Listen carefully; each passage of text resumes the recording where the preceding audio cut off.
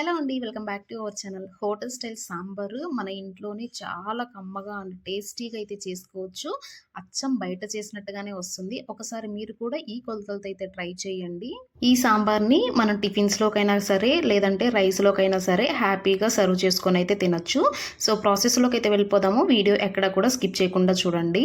So, first నేను ఒక పప్పు కుక్కర్ అయితే తీసుకొని, దాంతో ఒక కప్పు కందిపప్పు అయితే యాడ్ చేసేసుకొని, మునిగేంత వరకు వాటర్ పోసుకొని చక్కగా ఒక 2-3 టైమ్స్ అయితే వాష్ చేసేసుకొని వాటర్ వంపేసుకొని ఇప్పుడు నార్మల్ వాటర్ అయితే పోసేసి ఇవి కూడా మునిగేంత వరకు పోసుకొని ఒక 4 నుంచి 5 విజిల్స్ వచ్చేంత వరకు కూడా మనం పొయ్యి మీద అయితే ఉడికించుకోవాలి. ఈ పప్పు చక్కగా ఉడికిపోవాలన్నమాట. సో ఈలోపు మనం దీనికి కావాల్సిన వెజ్జీస్ అయితే కట్ చేసి పెట్టేసుకుందాము. వంకాయలు కట్ చేసుకొని వాటర్లో అయితే వేసి పెట్టుకున్నానండి. లేదంటే కలర్ అయితే చేంజ్ అయిపోతుంది. మనకు కావాల్సిన ఈ వెజ్జీస్ అన్నీ కూడా ప్రిపేర్గా ఉంటే మనం దనాదన చేసేసుకోవడమే. సో ఆనియన్స్, క్యారెట్, మునక్కాయ, పచ్చిమిర్చి, బెండకాయ, దొండకాయ, అలాగే టమాటా అనమాట. సో ఈ వెజ్జీస్ అయితే నేను యాడ్ చేస్తున్నాను. ఈలోపు మనకు పప్పు అయితే కుక్ అయిపోయింది. సో పప్పు విజిల్ అయితే తీసేసి ఇట్లాగా మెత్తగా అయితే స్మాషర్ సహాయంతో మనం పప్పునైతే వెనుపుకోవాలి. మనకు సాంబార్లో ఎక్కడా కూడా పప్పు కనిపించకుండా బాగా ఇట్లాగా వాటర్ లాగా అయితే ఫామ్ అయిపోవాలండి. అప్పుడు వరకు వెనుపుకొని అదైతే పక్కన పెట్టేసేయండి. ఇప్పుడు పొయ్యి మీద గ్యాస్ వెలిగించుకొని ఒక వెడల్పాటి గిన్నెనైతే పెట్టుకొని దాంతో ఒక 3-4 టేబుల్ స్పూన్స్ ఆయిల్ అయితే యాడ్ చేసుకోండి. ఆయిల్ కాస్త హీట్ ఎక్కిన తర్వాత పోపు దినుసులు యాడ్ చేసుకోవాలి. ఆవాలు, జీలకర్ర, పచ్చెనగపప్పు, మినపప్పు ఇవి కాస్తంత వేపుకున్న తర్వాత మనం ముందుగానే వెజ్జీస్ అయితే కట్ చేసి పెట్టుకున్నాం కదా. సో ఫస్ట్ అయితే ఆనియన్స్ వేసేసి ఆనియన్స్ కాస్త మెత్తబడేంత వరకు వేపుకున్న తర్వాత ఒక 2 రెబ్బల కరివేపాకు అయితే యాడ్ చేసుకోండి. సో కరివేపాకు, ఆనియన్స్ రెండు కూడా చక్కగా ఫ్రై అయిపోవాలన్నమాట. సో ఇప్పుడు మనం కట్ చేసి పెట్టుకున్న క్యారెట్, అన్ని వెజిటేబుల్స్ కూడా ఒకేసారి అయితే వేసేసుకోవచ్చు.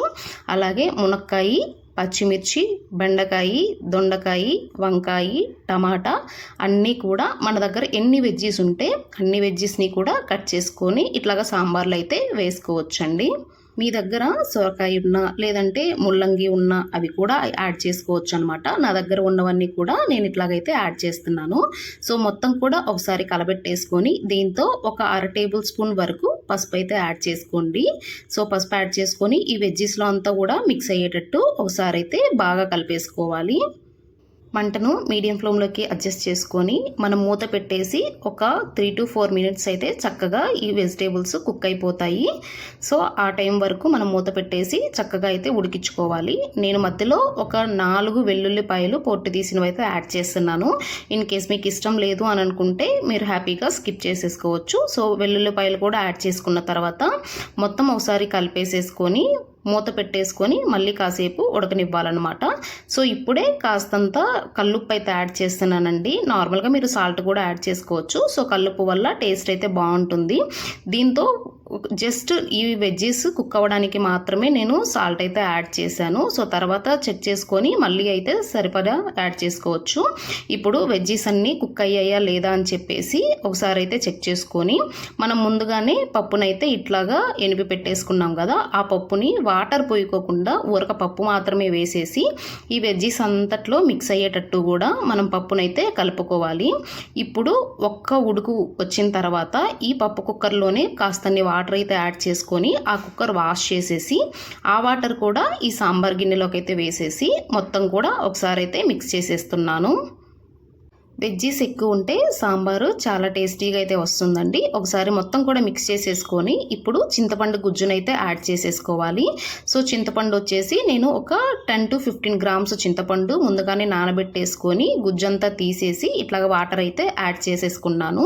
కొంతమంది ఇప్పుడే కొంచెం బెల్లం కూడా యాడ్ చేస్తారండి. స్వీట్నెస్ కావాలి అనుకుంటే బెల్లం అయితే యాడ్ చేసుకోండి. నేనైతే ఇక్కడ యాడ్ చేయట్లేదు. దీంతోనే 1 టేబుల్ స్పూన్ వరకు కారము, అలాగే 1 టేబుల్ స్పూన్ వరకు సాంబార్ పౌడర్ అయితే యాడ్ చేసుకుంటున్నాను. అలాగే కొంచెం కల్లుప్పు అయితే యాడ్ చేసుకుంటున్నాను అనమాట. సో ఇవి పక్కా కొలతలేం కాదండి. ఒకవేళ మీకు టేస్ట్కి సరిపోలేదు అనుకుంటే మళ్ళీ కూడా యాడ్ చేసేసుకోవచ్చు. సో నేను నార్మల్గా అయితే వేసి చూశాను. తర్వాత నాకు కూడా సరిపోలేదు. అప్పుడు నేను కాస్త కారం అయితే యాడ్ చేశాను. అన్నీ యాడ్ చేసుకొని కలిపేసుకొని మూత పెట్టేసుకొని ఒక 5 మినిట్స్ అయితే మీడియం ఫ్లేమ్ మీద ఇట్లాగా ఒక పొంగు వచ్చేంత వరకు కూడా కుక్ అవ్వనివ్వాలి. దాని తర్వాత కాస్తంత కొత్తిమీర కట్ చేసుకొని పైన వేసేసుకొని ఒకసారి కలబెట్టేసుకొని మూత పెట్టేసి ఒక 3 నుంచి 4 మినిట్స్ వరకు మీడియం ఫ్లేమ్లో కానివ్వండి లో ఫ్లేమ్లో పెట్టేసుకొని వదిలేసుకొని ఒకసారి అయితే ఉప్పు అంతా కూడా కారం కూడా చెక్ చేసేసుకొని సరిపోకపోతే యాడ్ అయితే చేసేసుకోండి. సో మూత పెట్టేసుకొని ఒక 5 మినిట్స్ వరకు అయితే వదిలేస్తున్నాను. అంతే అండి, మనకు సాంబార్ అయితే చక్కగా రెడీ అయిపోయింది. సో ఈ కన్సిస్టెన్సీ వరకు మాత్రమే చేసుకోండి, ఎందుకంటే సాంబారు కాస్త చల్లారిన తర్వాత చిక్కబడుతుంది అనమాట. అందుకే ఒకేసారి వాటర్ ఎక్కువ పోయకోకుండా ఇంతవరకు పోస్తే మనకు సరిపోతుంది. సో ఈ సాంబార్ని మనం ఇడ్లీకి కానీ వడలో కానీ లేదంటే పొంగల్లోకి అలాగే అన్నంలోకి కూడా హ్యాపీగా సర్వ్ చేసుకొని తినొచ్చు అనమాట. దేంతోకైనా ఈ ఒక్క సాంబార్ అయితే మనకు సరిపోతుంది. సో పిల్లలు సైతం అందరూ కూడా తినొచ్చు. ఎవరైనా ట్రై చేసి ఎలా వచ్చిందో చెప్పండి.